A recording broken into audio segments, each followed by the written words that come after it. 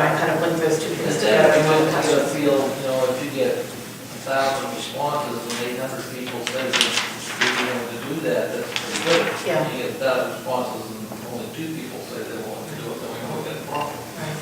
That's not going to work. Is there another way to do accessory apartments that might make it more attractive for people to do it on a short-term basis, so that we might have short-term affordable housing? In other words, somebody might make an apartment, and for as long as it exists as a separate apartment, it could be affordable housing, but then if they decided they didn't want it to be affordable anymore because it changed hands, or the family situation changed, and they wanted it for their mother-in-law and so forth, and they would just withdraw the apartment as an affordable house, an affordable unit. Is that a possibility? They could do that through zoning. Now. They could? Yeah. They would just need a variance. So it wouldn't be but they could, oh, okay. You mean undo affordable housing? Yeah, to do it, and then undo it, and to But do still it. use it. Just No. say undo it, but then you do it, but still use it. I mean, You can't do it as a big A affordable until you hit the 30-year limit, right? Yeah. right. I mean, if you, I think the only way that you could do that is if you simply did not rent it out. And then after 5 years, it would not count anymore towards our 10%. Your deed restriction would still be in effect. But yeah, you're right, I don't think there's any way to undo that deed There's restriction. an incentive to make Right. a big A affordable housing, especially for 50 years. Right. And if you sign that easement as well, you're Right. And you're already asking the 30-year question anyway, so. I think, is 30 years federal or state? it states. State. Because I have yet to talk to one person that's 30. I think we could get more affordable housing, and I've discussed this all while we're working on planning, and I have never found one person that's agreeable with 30 years. That's like calling it growth. It's just too long. It's more than a generation. And so what you're really doing is you're encompassing a future generation. They may not want it.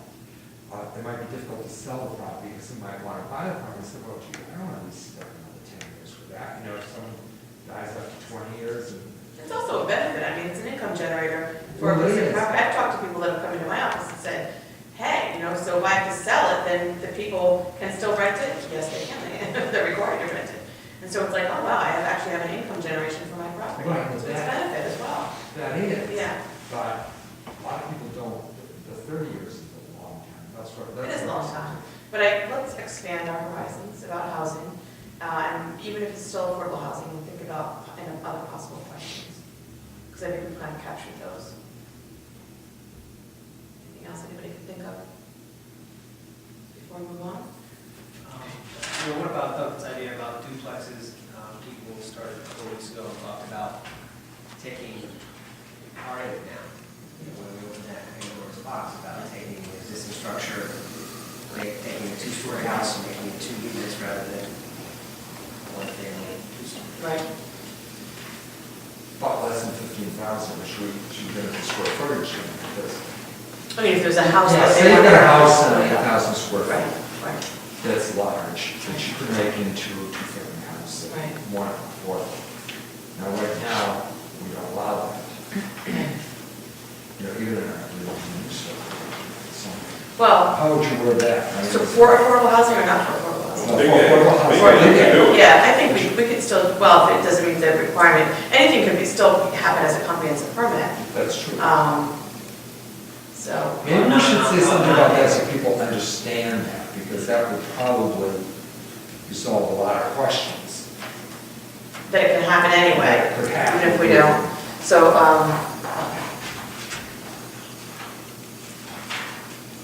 don't know how to word this.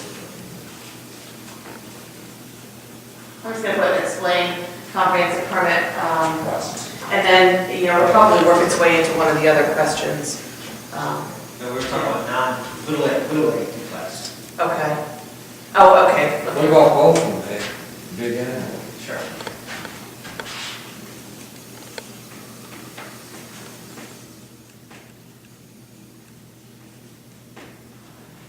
And the question being, on existing houses. Existing house, sure.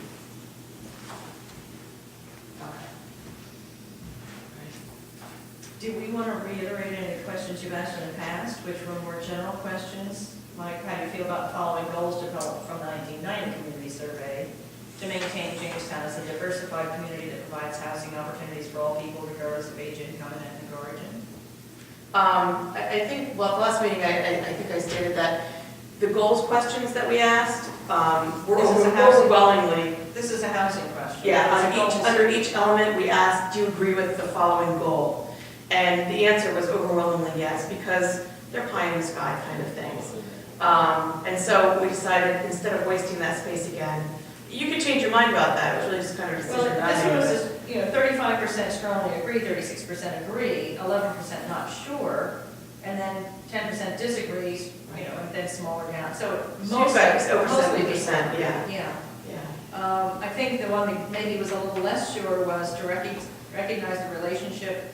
I'm not even sure what you're asking here. I think that's why you didn't get a great response on that. Okay. 'cause I know it's where you're going to be, go ahead. read it. Yeah, to recognize the relationship between maintaining the community's rural character and the responsibility of providing housing opportunities for all income groups. In paren, increased open space may stabilize, reduce the tax rate because houses require more public services than is paid in taxes. But at the same time, increased open space reduces the amount of land available for affordable housing opportunities. So I guess the question was, it wasn't really clear, you're right, because it says to recognize the relationship, and it's like, okay. Well, that is our stated goal. But I mean. And I think that, I guess my thought process is that our goals are our goals, and when we go through the process of updating the comprehensive plan, if we decide that, once we go through and say, we want to change the strategy, we may decide that our goal has either expanded, reduced, slightly changed, and that is the point that we'll look at it. Asking somebody to respond to a goal, they're generally not going to disagree to it, which is why, all of them, most people say, yeah, sure, that sounds good. Because until you go through the process of looking at things in detail, you're not going to really say, or no, I think we should change that goal or amend it, so I think we kind of have to go backwards on that. So. Well, I can see that this. Does anybody else agree or disagree with what I just said about not asking the goal questions? Well, certainly don't want to ask that one, because that one's already been answered by this recent amendment. We're not going to do anything to change the rural character, we're just going to change things within the special development district. Well, I think, small town character and rural character, people don't necessarily make a dividing line at the town line. I think it'd be worthwhile. I'm just laughing because there's a lot of history to that statement. The planning commission, I think it was at least 2 nights, maybe 3 nights, when we were doing the last comprehensive plan, this was just kind of an aside, but I brought up the issue, I think it was me, that brought up the issue of, do we want that as the overarching goal of the comprehensive plan, to preserve the rural character? Because we're not really rural. We talked about it, I want to say for 2 or 3 nights, about are we small town character, are we island character, are we rural character? And the bottom line was that even though we are a village, we're an island, we're technically suburban by density standards, is that people want that rural character. And so that's why I'm sorry, I was laughing at you. Yeah, I agree. And I don't think people make a distinction. They have a certain idea that the rural character extends into town. It doesn't look the same as the rural character out there, but it's still rural character. Right. So I think whatever those 3 questions, the rural character, the resources question, environment, and the small town character that came up in the last comprehensive plan, those are questions where I'd like to make sure we ask those, and if we haven't already, to make sure that people are. I think I would probably rather put that as a statement, that is the overarching goal of the comprehensive plan. And you could. We don't want reaffirmation that those are in practice still the. I don't know how to ask that without just making it an open-ended question. How would you change that, or unless you have a specific recommendation as to how to rephrase it? Well, you could say, what are the important characteristics of Jamestown to you? And you could list 10. One could be the urban characteristic. One could be, other, red herrings or other things that are close but not the same. The suburban part, the transportation part, the rural character, the environment, the beaches. I don't know. You could put a list of things and people could give it a 1 through 10. Okay. All right. Anything else on housing?